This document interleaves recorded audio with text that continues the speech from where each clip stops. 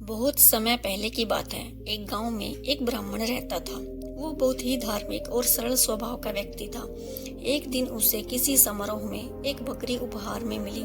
ब्राह्मण बकरी को लेकर अपने घर की ओर लौटने लगा।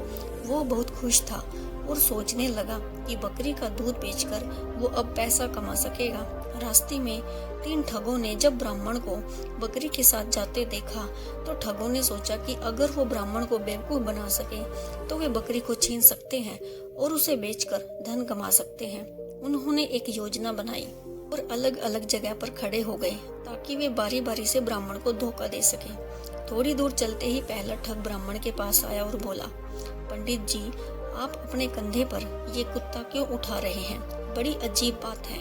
एक ब्राह्मण को अपने कंधे पर कुत्ता नहीं उठाना चाहिए। ब्राह्मण ने चौंक कर कहा, क्या बकवास कर रहे हो?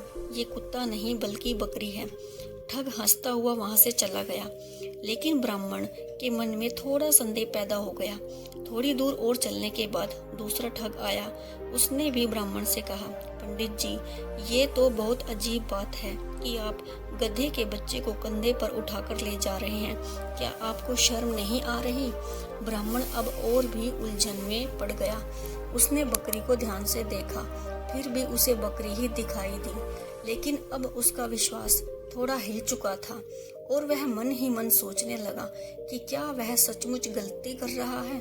जब ब्राह्मण कुछ और आगे बढ़ा तो तीसरा ठग ब्राह्मण के पास आया और बोला, पंडित जी, आप तो समझदार व्यक्ति हैं। ये गंदा सा जानवर जो आपके कंधे पर बैठा है क्यों उठा रखा है? इसे तुरंत नीचे फेंक दीजिए। यह तो कोई जंगली जानवर है। इसके बाद ब्राह्मण पूरी तरह से डर गया।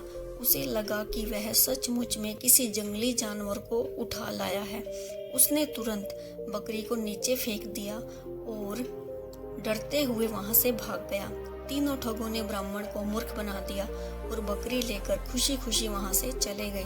सीख, हमें कभी भी किसी दूसरे की बातों में नहीं आना चाहिए। हमेशा अपने काम पर विश्वास करना चाहिए। Thanks for watching.